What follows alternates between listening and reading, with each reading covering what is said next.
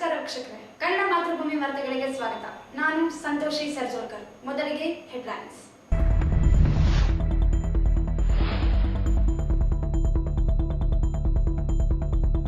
Micro finance ಕೇಂದ್ರದ ವ್ಯಾಪ್ತಿಗೆ ಬರುತ್ತವೆ. ಬಿಜೆಪಿ ನಾಯಕರಿಗೆ ಸಾಮಾನ್ಯ ಜ್ಞಾನದ ಕೊರತೆ. ಎನ್ಎಸ್ ಬೋಸರಾಜ್ ಟೀಕೆ.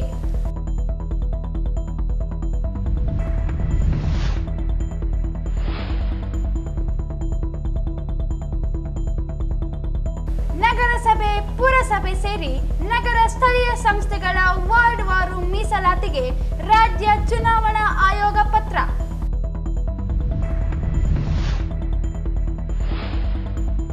ಮೋಗ ವೇದನೆ ಕಥಾ ಸಂಕಲನ ಬಿಡುಗಡೆ. ಕನ್ನಡ ಸಾಹಿತ್ಯ ಓದುಗರ ಸಂಖ್ಯೆ ಕ್ಷೀಣಿಸುತ್ತಿರುವುದು ಕಳವಳಕಾರಿ.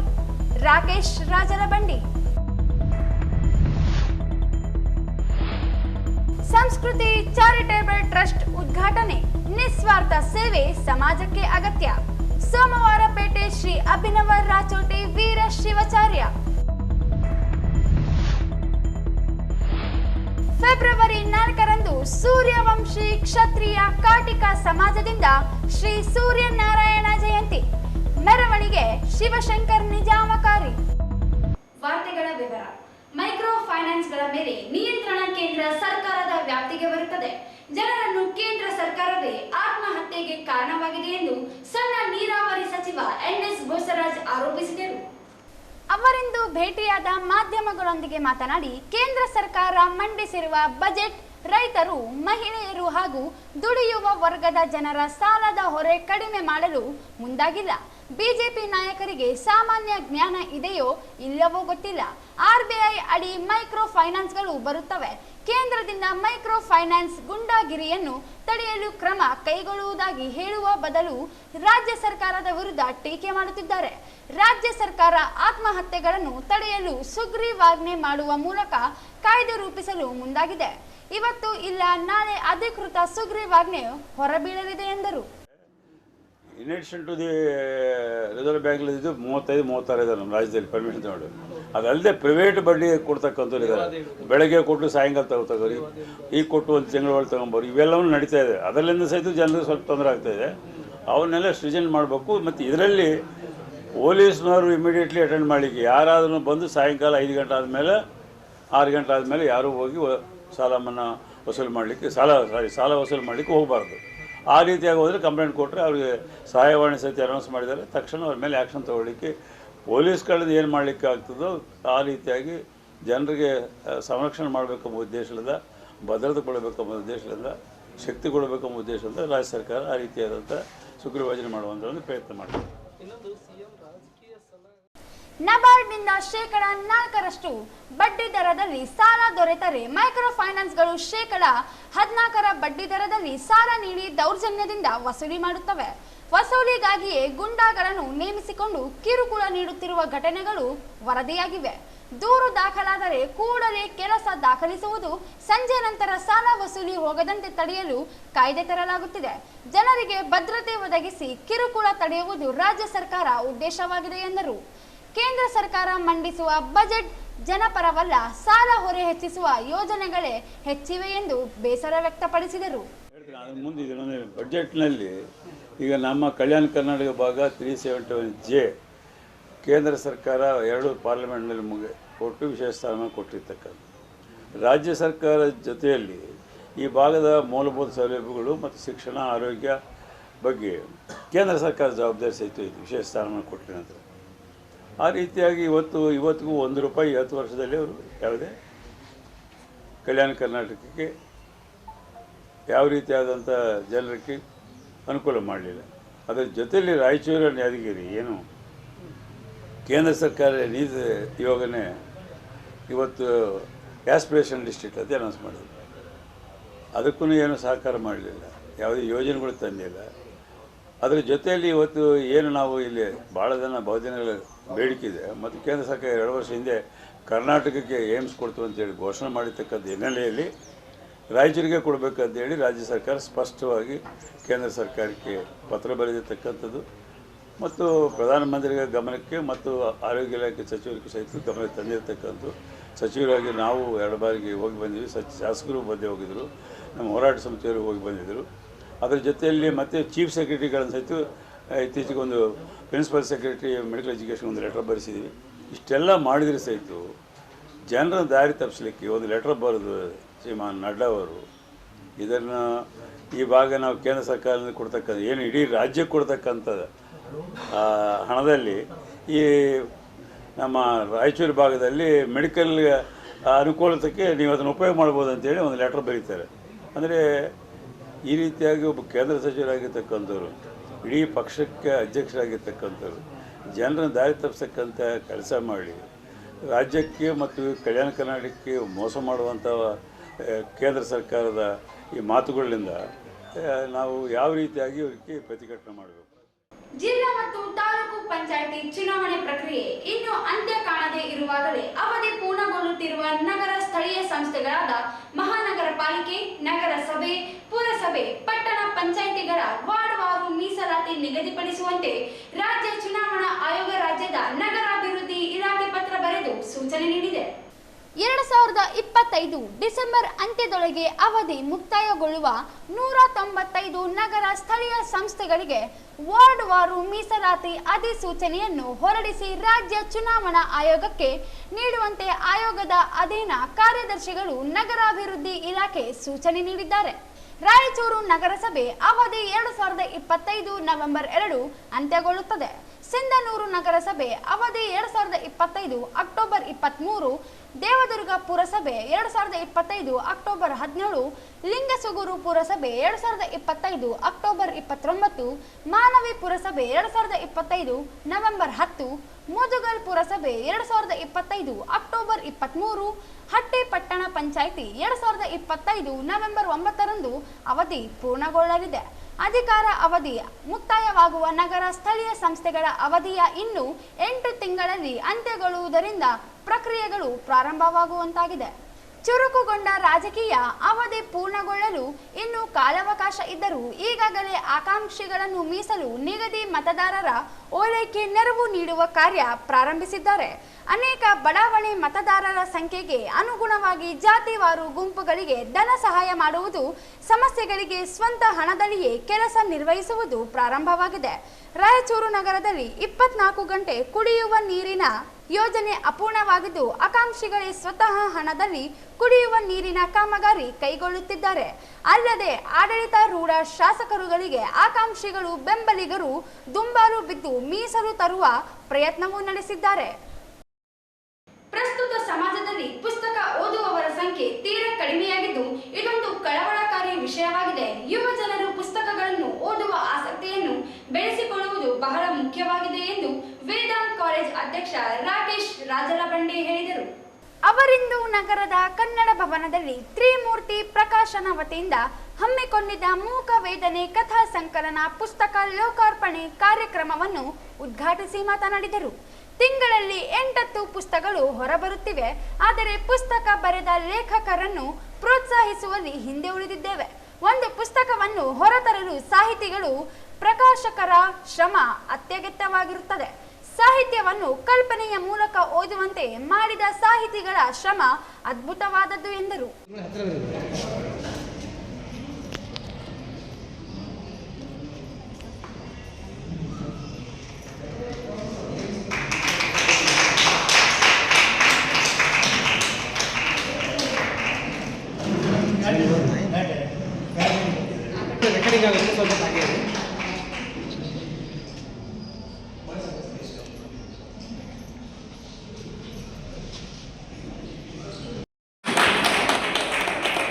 ಸರ್ ಇದು ಪತ್ರ ಬರೀ ಸರ್ ಹಾಗೆ ಸರ್ ಅಷ್ಟು ಹಿಡ್ಕೊಳ್ಳೋಣ ಸರ್ ಎಲ್ಲ ಈ ಕಡೆ ನೋಡ್ರಮ್ಮ ಸರ್ ಅನ್ನೋದು ಬಗಲಾಗಿಟ್ಟು ನಾನು ಬೇರೆ ಒಂದು ಟಾಪಿಕ್ ನಿಮ್ಮ ಒಂದು ಪರ್ಮಿಷನ್ ಇಂದ ಮಾತಾಡೋದು ನಾನು ಇಷ್ಟಪಡ್ತೇನೆ. ಒಂದು 2 ನಿಮಿಷ ಬಗ್ಗೆ ಮಾತ್ರ. ಸೊ ಸಾಹಿತಿಗಳು ನಾನು ನೀರಣ್ಣ ಸರ್ ಹತ್ರ ಮಾತಾಡ್ತಿರುವಾಗ ರಾಯಚೂರಲ್ಲಿ ಪೂರ ಡಿಸ್ಟಿಕ್ ಎಲ್ಲ ಕಂಪೇರ್ ಮಾಡಿದ್ರೆ Raichur has become hub of literature ಅಂತ ಕನ್ನಡ. ಸೊ ಆ ತಿಂಗಳಲ್ಲಿ ಒಂದು 8-10 ಬುಕ್ಸು ಲಾಂಚ್ ಆಗ್ತಾ ಇದ್ದಾವೆ ಅನ್ನೋ ವಿಚಾರದಲ್ಲಿ ನಾವಿದ್ದಾಗ ನಾವು ಇನ್ನೂ ಯಾಕೆ ಇಷ್ಟು ಹಿಂದೆ ಕುಡಿದಿದ್ದೀವಿ. ಆಮೇಲೆ ಒಂದು ಬುಕ್ ಲಾಂಚ್ ಮಾಡಬೇಕಾದಾಗ ಆಟೋಮೆಟಿಕಲಿ ಹೌಸ್ಫುಲ್ ಆಗಬೇಕನ್ನೋ ಒಂದು ಸಿಚುವೇಶನ್ ಇರಬೇಕು. ಅಂಥದ್ರಲ್ಲೂ ನಾವು ಯಾಕೆ ಕಡಿಮೆ ಆಗಿದ್ದೀವಿ ಅನ್ನೋ ಒಂದು ಇವೆರಡು ಕ್ವಶನ್ ನಾನು ಕೂತ್ಕೊಂಡಾಗ ನನ್ನ ತಲೆಯಲ್ಲಿ ಬಂದಂಥ ವಿಚಾರಗಳು. ಯಾಕಂದರೆ ಒಂದು ಪೇಜ್ ನಾವು ಭಾಷಣ ಬರಿಬೇಕು ಅಂತಂದರೆ ಒಂದು ದಿನ ಟೈಮ್ ತೊಗೋತೀವಿ. ಅಂಥದ್ರಲ್ಲಿ ಒಂದು ಬುಕ್ ಬರಿಬೇಕು ಅಂದ್ರೆ ಎಷ್ಟೆಲ್ಲ ಟೈಮ್ ಬೇಕಾಗಿರುತ್ತೆ, ಎಷ್ಟೆಲ್ಲ ನಾಲೆಜ್ ಬೇಕಾಗಿರುತ್ತೆ, ಎಷ್ಟೆಲ್ಲ ಎಕ್ಸ್ಪೀರಿಯನ್ಸ್ನ ನೀವು ಅದರಲ್ಲಿ ಬುಕ್ಕಲ್ಲಿ ಹಾಕಿರ್ತೀರ ಅನ್ನೋದು ಯೋಚನೆ ಮಾಡಿದ್ರೆ ಅದೊಂದು ದೊಡ್ಡ ವಿಷಯ ಅದು. ಅಂಥದ್ರಲ್ಲಿ ಇಲ್ಲಿದ್ದಂಥ ಎಲ್ಲ ಹಿರಿಯರು ಅಲ್ಲಿ ನನ್ನ ರಿಕ್ವೆಸ್ಟ್ ಏನಪ್ಪ ಅಂದ್ರೆ ಈಗ ಸಾಹಿತ್ಯ ಅನ್ನೋದು, ಈಗ ನಾನು ಸಾಹಿತ್ಯ ಬುಕ್ ಓದ್ತಾ ಇದ್ದೀನಿ ಅಂತಂದ್ರೆ that has become a senior citizen pattern ಅನ್ನೋದು ಆಗ್ಬಿಟ್ಟು. ಈಗ ನಮ್ಮ ಕಾಲೇಜಲ್ಲಿ PUC ಮಕ್ಕಳಿಗೆ ಸಾಹಿತ್ಯ ಅಂದ್ರೆ ಅದೇನು ಸರ್ ಮೀನಿಂಗ್ ಅಂತ ಕೇಳ್ತಾರೆ. ಸೊ ಹಂಗಿರುವಾಗ ನಾವು ಸಾಹಿತ್ಯನ ನನಗೆ ತಿಳಿದ ಮಟ್ಟಿಗೆ ವಿತ್ ಮೈ ಎಕ್ಸ್ಪೀರಿಯನ್ಸ್ ಸಾಹಿತ್ಯನ ಮತ್ತೆ ನಾವು ಓವರ್ ಆಲ್ ಪಿಕ್ಚರಲ್ಲಿ ತರಬೇಕು ಮತ್ತು ಅದನ್ನು ನೆಕ್ಸ್ಟ್ ಲೆವೆಲ್ ವಿಚಾರಗಳು ಅದರಲ್ಲಿ ಬರಬೇಕು ಅಂತಂದರೆ ನೀವು ಈ ಸಾಹಿತ್ಯನ ಟೀನೇಜರ್ಸ್ಗೆ ಹೆಂಗೆ ತೊಗೊಂಡ್ಬರ್ತೀರಿ, ಆಮೇಲೆ 19-20ರಲ್ಲಿ ಇರೋ ವಯಸ್ಸಲ್ಲಿ ಇದನ್ನ ಇಂಟ್ರೆಸ್ಟಿಂಗ್ ಟಾಪಿಕ್ ಅಂತ ಯಾವ ರೀತಿ ಮಾಡ್ತೀರಿ ಅನ್ನೋದ್ರ ಮೇಲೆ ನಾವು ವಿಚಾರ ಮಾಡ್ತೀವಿ. ಇದೇ ವೇಳೆ ಹಿರಿಯ ಸಾಹಿತಿ ಲಕ್ಷ್ಮೀ ದೇವಿ ಶಾಸ್ತ್ರಿ ಮಾತನಾಡಿ, ಕನ್ನಡ ಭಾಷೆ ಜಗತ್ತಿನಲ್ಲಿ ಅತ್ಯಂತ ಹೆಚ್ಚಿನ ಮನ್ನಣೆಯನ್ನು ಪಡೆದಿದೆ. ರಾಯಚೂರು ಜಿಲ್ಲಾ ಪ್ರಾತಿನಿಧಿಕ ಕಥಾ ಸಂಕಲನವು ಶತಮಾನದ ದಾಖಲೆಯ ಕಥಾ ಸಂಕಲನವಾಗಿದೆ ಎಂದು ಬಣ್ಣಿಸಿದರು. ಕೇವಲ ಸಂತೋಷ ಅಷ್ಟೇ ಅಲ್ಲ, ಹೆಮ್ಮೆಯಿಂದಲೂ ಬಿಡುಗಡೆ ಮಾಡಿದ್ದೇನೆ. ಏಕೆಂದರೆ ಇದು ನನ್ನ ಪುಣ್ಯವನ್ನು ತಿಳ್ಕೊಳ್ತೇನೆ. ನಾನು ಕಥೆಗಾರ್ತಿ, ಒಬ್ಬ ಕಥೆಗಾರ್ತಿ. 1987ರಿಂದಲೂ ನಾನು ಇಲ್ಲಿವರೆಗೂ ನಾನು 3 ಕಥಾ ಸಂಕಲನಗಳನ್ನು ತಂದಿದ್ದೇನೆ. ಅವೆಲ್ಲವುಗಳು ಬಹಳಷ್ಟು ಮನ್ನಣೆಯನ್ನು ಪಡೆದಿವೆ. ಆ ರೀತಿಯಾಗಿ ಕಥೆಗಾರ್ತಿಯಾಗಿ ನಾನು ಈ ಪುಸ್ತಕ ಉದ್ಘಾಟನೆ ಮಾಡ್ತೀನಿ ಅಂದರೆ ನನಗೆ ಅದು ಒಂದು ಪುಣ್ಯನೇ ಅನ್ಬೋದು. ಚಪ್ಪಾಳೆ ತಟ್ಟಿ ನಮಗೆ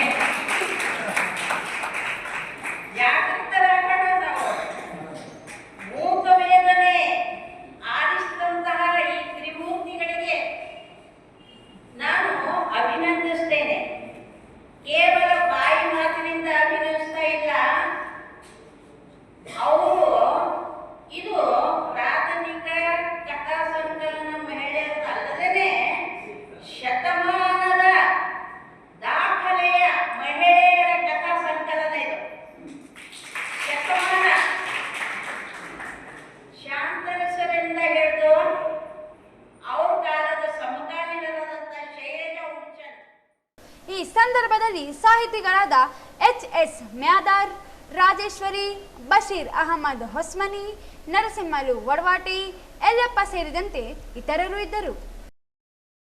ಶ್ರೇಷ್ಠ ದಾನಿಗಳು ಹುಟ್ಟಿದ ನಾಡು ನಮ್ಮದಾಗಿದ್ದು ಸಮಾಜಕ್ಕೆ ನಿಸ್ವಾರ್ಥ ಸೇವೆ ಮಾಡುವುದು ಬಹುಮುಖ್ಯ. ಆದ್ದರಿಂದ ಸಮಾಜ ನಮಗೆ ಏನು ನೀಡಿದೆ ಎಂಬುದಕ್ಕಿಂತ ಸಮಾಜಕ್ಕೆ ನಾವು ಏನು ಕೊಡುಗೆ ನೀಡುತ್ತೇವೆ ಎಂಬುದನ್ನು ಅರಿತುಕೊಳ್ಳಬೇಕಾಗಿದೆ ಎಂದು ಸೋಮವಾರ ಪೇಟೆ ಹಿರೇಮಠದ ಅಭಿನವ ರಾಚೋಟಿ ವೀರ ಶಿವಾಚಾರ್ಯ ಸ್ವಾಮೀಜಿ ಹೇಳಿದರು. ಅವರಿಂದು ನಗರದ ಬ್ರಹ್ಮಕುಮಾರಿ ಈಶ್ವರಿಯ ವಿಶ್ವವಿದ್ಯಾಲಯದ ಸಭಾಂಗಣದಲ್ಲಿ ಹಮ್ಮಿಕೊಂಡಿದ್ದ ಸಂಸ್ಕೃತಿ ಎಜುಕೇಶನಲ್ ಮತ್ತು ಚಾರಿಟೇಬಲ್ ಟ್ರಸ್ಟ್ ಅನ್ನು ಉದ್ಘಾಟಿಸಿ ಮಾತನಾಡಿದರು. ಬ್ರಹ್ಮಕುಮಾರಿ ಈಶ್ವರಿಯ ವಿಶ್ವವಿದ್ಯಾಲಯದ ಸೇವೆ ಅಮೋಘವಾಗಿದ್ದು, ಇಂತಹ ಅಮೋಘವಾದ ಸ್ಥಳದಲ್ಲಿ ಸಮಾಜಕ್ಕೆ ನಿಸ್ವಾರ್ಥ ಸೇವೆಯನ್ನು ನೀಡಲು ಮುಂದಾಗಿರುವ ಸಂಸ್ಕೃತಿ ಸಂಸ್ಥೆಯ ಉದ್ಘಾಟನೆಯಾಗುತ್ತಿರುವುದು ಒಳ್ಳೆಯ ವಿಚಾರವಾಗಿದೆ. ಹೆಸರೇ ಹೇಳುವಂತೆ ನಮ್ಮ ನಾಡಿನ ಸಂಸ್ಕೃತಿಯನ್ನು ಸಂಸ್ಕಾರವನ್ನು ಉಳಿಸುವ ಕೆಲಸ ಮಾಡಲಿ, ದೊಡ್ಡ ಹೆಮ್ಮರವಾಗಿ ಬೆಳೆಯಲಿ ಎಂದರು.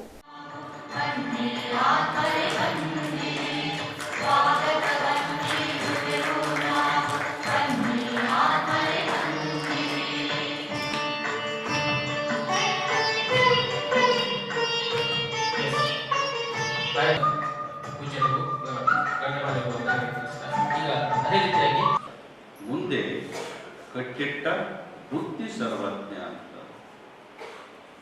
ಈ ಸಂಸ್ಥೆ ಉದ್ದೇಶ ಏನದ ಅಂತಕ್ಕಂಥದ್ದನ್ನ ಈ ಸಂಸ್ಥೆಯ ಅಧ್ಯಕ್ಷರು ಹೇಳಿದರು. ನಮ್ಮ ಜಯಣ್ಣ ಸರ್ ಅವರು ಕಾರಾಗೆ ಮಾತಾಡಿದ್ರು.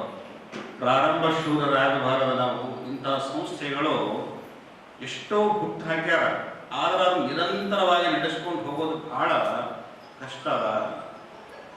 ಈ ಸಮಾಜ ಸ್ವೀಕಾರ ಮಾಡಬೇಕಾದ್ರೆ ನಾವು ನಿಸ್ವಾರ್ಥದಿಂದ ನಾವು ಸೇವೆಯನ್ನ ಮಾಡಿದಾಗ ಮಾತ್ರ ಸಮಾಜ ನಮ್ಮನ್ನ ಸ್ವೀಕಾರ ಮಾಡುವಂತಕ್ಕಂಥ ಮಾತನ್ನ ಜಯಣ್ಣ ಸರ್ ಅವರು ಬಹಳ ಅದ್ಭುತವಾಗಿರ್ತಕ್ಕಂಥ ಮಾತುಗಳನ್ನು ಹೇಳಿದರು. ಸಮಾಜ ನಮಗೆ ಏನು ಕೊಡ್ತು ಅನ್ನೋದು ಮುಖ್ಯ ಅಲ್ಲ, ಸಮಾಜಗೋಸ್ಕರವಾಗಿ ನಾವೇನು ಕೊಡ್ತೀವಿ ಅನ್ನೋದು ಬಹಳ ಮುಖ್ಯವಾಗಿರ್ತದೆ. ಸಿರ್ಸಂಗಿ ಲಿಂಗರಾಜ ಅರಸರು ಉದಾಹರಣೆ ಮುಗಿಸ್ತೀವಿ. ಸಿರ್ಸಂಗಿ ಲಿಂಗರಾಜ ಅರಸರು ವಾಕಿಂಗ್ ಹೊರಟಿದ್ರಂತ ಯಾವುದೇ ಮಾವಿನ ತೋಟದ ಹೊರಟಿದ್ರು. ಆ ಮಾವಿನ ಗಿಡದೊಳಗೆ ಬಹಳಷ್ಟು ಮಾವಿನ ಹಣ್ಣಾಗಿವು. ಒಂದು ಬಡು ಮಗು ಮಾವಿನ ಹಣ್ಣು ತಿನ್ನಬೇಕಂತೇಳಿ ಆಸೆ ಆಗಿತ್ತು. ಆ ಮಗು ಏನ್ ಮಾಡ್ತದ, ಒಂದು ಕಲ್ಲನ್ನ ತಗೊಂಡು ಆ ಮಾವಿನ ಗಿಡಕ್ಕೆ ಒಗಿತದ. ಆ ಕಲ್ಲು ಬಂದು ಯಾರಿಗೆ ಬಡಿತು ಅಂತ ಕೇಳಿದ್ರೆ ಸಿರ್ಸಂಗಿ ಲಿಂಗರಾಜ ಅರಸರಿಗೆ ಬಡಿತು. ತೂತ ಬಿತ್ತು, ರಕ್ತ ಒಂದೇ ಸವನ ಸೋರ ಕತ್ತು. ಅವರ ಸೇವಕರೆಲ್ಲ ಇದೇ ವೇಳೆ ಬ್ರಹ್ಮಕುಮಾರಿ ಈಶ್ವರ್ಯ ವಿಶ್ವವಿದ್ಯಾಲಯದ ಮುಖ್ಯಸ್ಥೆ ಸ್ಮಿತಾ ಅಕ್ಕ ಮಾತನಾಡಿ, ಸಮಾಜದಲ್ಲಿ ಕಷ್ಟ ನೋವುಗಳಿರುವ ಜನರಿಗೆ ಸಂಸ್ಕೃತಿ ಟ್ರಸ್ಟ್ ಸ್ಥೂಲ ವಸ್ತುಗಳನ್ನು ನೀಡುವ ಮೂಲಕ ಪ್ರಾಮಾಣಿಕ ಮತ್ತು ನಿಸ್ವಾರ್ಥ ಸೇವೆ ಸಲ್ಲಿಸುವಂತಾಗಲಿ. ಜಗತ್ತಿನಲ್ಲಿರುವ ಎಲ್ಲ ಜೀವಗಳಿಗೆ ಭಗವಂತ ಶಾಂತಿ ಸಂತಸವನ್ನು ನೀಡಲಿ ಎಂದು ಪ್ರಾರ್ಥಿಸಿದರು. ಪೂಜ್ಯರ ಒಂದು ಅಮೃತ ಹಸ್ತದಲ್ಲಿ ಸಂಸ್ಥೆಯ ಈ ಒಂದು ಸ್ಥಳದಲ್ಲಿ ಉದ್ಘಾಟನೆ ಆಗಿರುವ ಚಾರಿಟೇಬಲ್ ಟ್ರಸ್ಟ್ ಇದೆ. ಈ ಒಂದು ಟ್ರಸ್ಟು ಭವಿಷ್ಯದ ದಿನಗಳಲ್ಲಿ ಒಳ್ಳೆಯ ರೂಪದಲ್ಲಿ ಕಾರ್ಯವನ್ನು ಮಾಡಲಿ. ಪ್ರತಿಯೊಬ್ಬ ವ್ಯಕ್ತಿಗೆ ಬೇಕಾಗುವ ಸ್ಥೂಲ ವಸ್ತುಗಳ ಕೊರತೆಯನ್ನು ನೀಗಿಸುವುದರ ಜೊತೆಗೆ ಅವರ ಮನಸ್ಸಿನ ಶಾಂತಿ ನೆಮ್ಮದಿಯನ್ನು ಸಹಿತ ಕೊಡಲಿ. ಅವರ ದುಃಖ ಶಾಂತಿಯನ್ನು ನೀಗಿಸುವಂತಹ ಕಾರ್ಯವೂ ಈ ಸಂಸ್ಥೆಯಿಂದ ಆಗಲಿ. ಸಂಸ್ಥೆ ಪ್ರಾಮಾಣಿಕವಾಗಿ ನಿಸ್ವಾರ್ಥವಾಗಿ ಸಮಾಜವನ್ನು ಕಟ್ಟುವ ಆಲೋಚನೆಯಿಂದ ಮುನ್ನಡೆಯಲಿ ಅಂತ ಶುಭ ಹಾರೈಸ್ತಾ ನನ್ನೆರಡು ಮಾತುಗಳನ್ನು ಮುಗಿಸ್ತೇನೆ. ಓಂ ಶಾಂತಿ. ಹಿರಿಯ ನಗರ ಪಾಲಿಕೆ ಸದಸ್ಯ ಜಯಣ್ಣ ಮಾತನಾಡಿ, ಅನೇಕ ಸಂಸ್ಥೆಗಳು ಸಮಾಜದಲ್ಲಿ ಸೇವೆ ಸಲ್ಲಿಸಲು ಮುಂದಾಗಿ ಪ್ರಾರಂಭದಲ್ಲಿ ಕ್ರಿಯಾಶೀಲತೆಯಿಂದ ಕೆಲಸ ಮಾಡಿ ನಂತರ ಸಾಕಷ್ಟು ಸಮಸ್ಯೆಗಳನ್ನು ಎದುರಿಸುತ್ತಿವೆ. ಏನೇ ಸಮಸ್ಯೆಗಳಿದ್ದರೂ ಸಮಾಜದ ಜನರಿಗೆ ಉತ್ತಮ ಸೇವೆಯನ್ನು ನೀಡುವ ಕೆಲಸಕ್ಕೆ ಸಂಸ್ಕೃತಿ ಟ್ರಸ್ಟ್ ಮುಂದಾಗಬೇಕು ಎಂದು ಹೇಳಿದರು. ಸಮಾಜ ಇಂಥ ಒಂದು ಕೆಲಸಗಳಿಗೆ ನೆರವಾಗಬೇಕು, ಸಮುದಾಯ ಇಂಥ ಕೆಲಸಗಳಿಗೆ ನೆರವಾಗಬೇಕು. ಆದಾಗ ಮಾತ್ರ ಇಂಥ ಸಾಮಾಜಿಕವಾದಂಥ ಚಟುವಟಿಕೆಗಳ ನಾಯಕತ್ವವನ್ನು ವಹಿಸಿಕೊಳ್ಳುವಂಥ ಯುವಕರು ಮುನ್ನಡೆಯಲಿಕ್ಕೆ ಸಾಧ್ಯ ಆಗ್ತದೆ ಅನ್ನುವಂಥ ಮಾತನ್ನು ಹೇಳಿ, ಮತ್ತು ಬಹುಶಃ ಮರೆಪ್ಪ ನಾಯಕರವರು ಈ ಸಂಸ್ಕೃತಿ ಚಾರಿಟೇಬಲ್ ಟ್ರಸ್ಟನ್ನು ಇಲ್ಲಿ ಉದ್ಘಾಟಿಸಿರುವಂಥದ್ದು ಬಹಳ ಅತ್ಯಂತ ಅರ್ಥಪೂರ್ಣ ಮತ್ತು ಇಲ್ಲಿ ಬಹುಶಃ ಒಂದು ಅರ್ಪಣಾ ಭಾವದಿಂದ ಏನು ಸಹೋದರಿ ಸ್ಮಿತಾರವರು ಕಾರ್ಯಕ್ರಮಗಳನ್ನು ಮಾಡ್ತಾ ಇದ್ದಾರೆ, ಸಮಾಜ ಸುಧಾರಕ ಕೆಲಸಗಳು, ಅದರ ಗಾಳಿ, ಅದರ ಸ್ಪರ್ಶ ಈ ಸಂಸ್ಕೃತಿ ಚಾರಿಟೇಬಲ್ ಟ್ರಸ್ಟಿಗೆ ಸಕಾರಾತ್ಮಕವಾಗಿ ತಲುಪಿಲ್ಲ. ಅದನ್ನು ಸದ್ವಿನಿಯೋಗದ ಮೂಲಕ ಈ ಕಾರ್ಯಕ್ರಮಗಳು ನಡೆಯಿರಿ ಅನ್ನುವಂಥ ಮಾತನ್ನು ಹೇಳಿ ನಾನು ಪ್ರೀತಿಯಿಂದ ಈ ಟ್ರಸ್ಟನ್ನು ನಾವೆಲ್ಲರೂ ಸೇರಿ ಉದ್ಘಾಟಿಸಿದ್ದೇವೆ. ನಿಮಗೆ ಖಂಡಿತವಾಗಿಯೂ ಕೂಡ ನಾನೊಬ್ಬ ಜನಪ್ರತಿನಿಧಿಯಾಗಿ ನನ್ನ ಹಂತದಲ್ಲಿರುವಂಥ ಸಹಾಯ ಸಹಕಾರದ ಅವಶ್ಯಕತೆ ಇದ್ದರೆ ಖಂಡಿತವಾಗಿ ನಿಮ್ಮ ಜೊತೆ ಇರ್ತೇವೆ ಅನ್ನುವಂಥ ಮಾತನ್ನು ಹೇಳಿ, ಬಹುಶಃ ಇಲ್ಲಿ ನೀವೇನು ಪ್ರಾರಂಭ ಮಾಡಿದ್ದೀರಿ, ಇದು ದೀಕ್ಷೆ, ಇದು ಸಾಮಾಜಿಕ ದೀಕ್ಷೆ, ಇದು ಅರ್ಪಣಾ ದೀಕ್ಷೆ. ಇದನ್ನು ಬಹಳ ಮನಸ್ಸನ್ನು ಮತ್ತು ನೀವೆಲ್ಲ ಪ್ರಜ್ಞಾಪೂರ್ವಕವಾಗಿ. ಈ ಸಂದರ್ಭದಲ್ಲಿ ಗ್ರೇಡ್ 2 ತಹಶೀಲ್ದಾರ್ ಭೀಮರಾಯ್, ಮಹಿಳಾ PSI ಲಕ್ಷ್ಮಿ ಸೇರಿದಂತೆ ಇತರರು ಇದ್ದರು. ಸೂರ್ಯವಂಶ ಕ್ಷತ್ರಿಯ ಕಾಟಿಕ ಸಮಾಜದಿಂದ ಫೆಬ್ರವರಿ 4ರಂದು ಕುಲದೇವ ಶ್ರೀ ಸೂರ್ಯನಾರಾಯಣ ಜಯಂತಿಯನ್ನು ವಿಜೃಂಭಣೆಯಿಂದ ಆಚರಿಸಲು ನಿರ್ಧರಿಸಲಾಗಿದೆ ಎಂದು ಸಮಾಜ ಅಧ್ಯಕ್ಷ ಶಿವಶಂಕರ್ ನಿಜಾಮಕಾರಿ ಹೇಳಿದರು. ಅವರಿಂದು ಮಾಧ್ಯಮಗೋಷ್ಠಿ ಉದ್ದೇಶಿಸಿ ಮಾತನಾಡಿ, ರಥ ಸಪ್ತಮಿಯಂದು ಆಚರಿಸಲಾಗುವ ಶ್ರೀ ಸೂರ್ಯನಾರಾಯಣ ದೇವರ ಜಯಂತಿ ಇಲ್ಲಿಯವರೆಗೆ ಮನೆಗಳಲ್ಲಿ ಮಾತ್ರ ಆಚರಿಸಲಾಗುತ್ತಿತ್ತು. ಈ ಬಾರಿ ವಿಜೃಂಭಣೆಯಿಂದ ಆಚರಿಸಲು ನಿರ್ಧರಿಸಲಾಗಿದೆ. ಅಂದು ಬೆಳಿಗ್ಗೆ 8 ಗಂಟೆಗೆ ನಗರದ ಶ್ರೀ ವೈಕುಂಠ ಆಂಜನೇಯ ದೇವಸ್ಥಾನದಿಂದ ಮೆರವಣಿಗೆ ನಡೆಸಲಾಗುತ್ತಿದೆ. ದೇವಸ್ಥಾನದಿಂದ ಶೆಟ್ಟಿಬಾವಿ ವೃತ್ತ, ಸದರ್ ಬಜಾರ್ ಪೊಲೀಸ್ ಠಾಣೆ, ಮಹಾವೀರ್ ಚೌಕ್, ಸೂಪರ್ ಮಾರ್ಕೆಟ್ ಮೂಲಕ ಆರ್ಯ ಸಮಾಜಕ್ಕೆ ಆಗಮಿಸಿ ವೇದಿಕೆ ಕಾರ್ಯಕ್ರಮ ನಡೆಯಲಿದೆ. ವಿವಿಧ ಸಮಾಜ ಮುಖಂಡರುಗಳು, ರಾಜಕಾರಣಿಗಳು, ಸಮಾಜ ಬಾಂಧವರು, ಮಹಿಳೆಯರು ಮೆರವಣಿಗೆಯಲ್ಲಿ ಭಾಗವಹಿಸಲಿದ್ದಾರೆ. ಕ್ಷತ್ರಿಯ ಕಾಟಿಕ್ ಸಮಾಜ ರಾಯಚೂರು ಇವರಿಂದ ಇವತ್ತು ಪತ್ರಿಕಾಗೋಷ್ಠಿನ ಕರೆದಿದ್ದೀವಿ. ಮುಖ್ಯ ಉದ್ದೇಶ ಏನಂದರೆ ದಿನಾಂಕ 4/2/25 ಒಂದು ಸೂರ್ಯನಾರಾಯಣ ಜಯಂತಿ ಇದೆ. ರಥಸಪ್ತಮಿ ಸೂರ್ಯನಾರಾಯಣ ಜಯಂತಿ ಇದೆ. ಈ ಜಯಂತಿನ ನಾವು ವರ್ಷ ನಮ್ಮ ಸಮಾಜದಲ್ಲೇ ಆಚರಿಸ್ತಾ ಇದ್ದೀವಿ.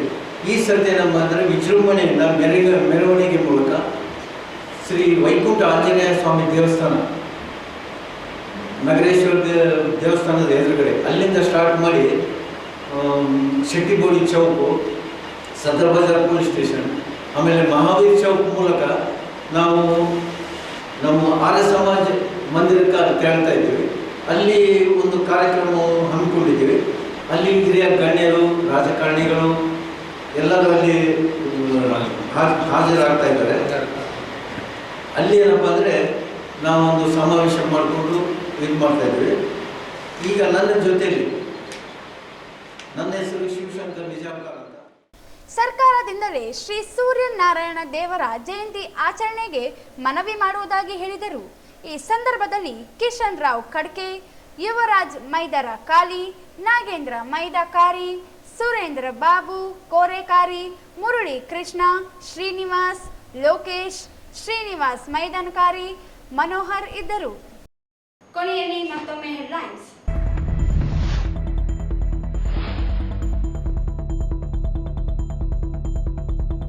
ಮೈಕ್ರೋ ಫೈನಾನ್ಸ್ ಕೇಂದ್ರದ ವ್ಯಾಪ್ತಿಗೆ ಬರುತ್ತವೆ. ಬಿಜೆಪಿ ನಾಯಕರಿಗೆ ಸಾಮಾನ್ಯ ಜ್ಞಾನದ ಕೊರತೆ, ಎನ್ಎಸ್ ಬೋಸರಾಜ್ ಟೀಕೆ.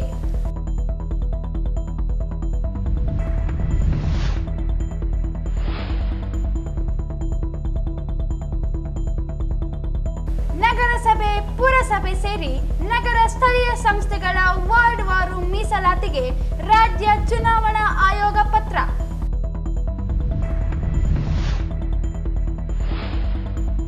ಮೋಗವೇದನೆ ಕಥಾ ಸಂಕಲನ ಬಿಡುಗಡೆ. ಕನ್ನಡ ಸಾಹಿತ್ಯ ಓದುಗರ ಸಂಖ್ಯೆ ಕ್ಷೀಣಿಸುತ್ತಿರುವುದು ಕಳವಳಕಾರಿ. ರಾಕೇಶ್ ರಾಜರಬಂಡಿ. ಸಂಸ್ಕೃತಿ ಚಾರಿಟೇಬಲ್ ಟ್ರಸ್ಟ್ ಉದ್ಘಾಟನೆ. ನಿಸ್ವಾರ್ಥ ಸೇವೆ ಸಮಾಜಕ್ಕೆ ಅಗತ್ಯ. ಸೋಮವಾರಪೇಟೆ ಶ್ರೀ ಅಭಿನವ ರಾಚೋಟಿ ವೀರ ಶಿವಾಚಾರ್ಯ. ಫೆಬ್ರವರಿ 4ರಂದು ಸೂರ್ಯವಂಶಿ ಕ್ಷತ್ರಿಯ ಕಾಟಿಕ ಸಮಾಜದಿಂದ ಶ್ರೀ ಸೂರ್ಯನಾರಾಯಣ ಜಯಂತಿ. ಮೆರವಣಿಗೆ ಶಿವಶಂಕರ್ ನಿಜಾಮಕಾರಿ. ಇಲ್ಲಿಗೆ ವಾರ್ತೆಗಳ ಪ್ರಸಾರ ಮುಕ್ತಾಯವಾಯಿತು. ಮುಂದಿನ ವಾರ್ತೆಗಳೊಂದಿಗೆ ಮತ್ತೆ ಭೇಟಿಯಾಗೋಣ. ವಂದನೆಗಳು.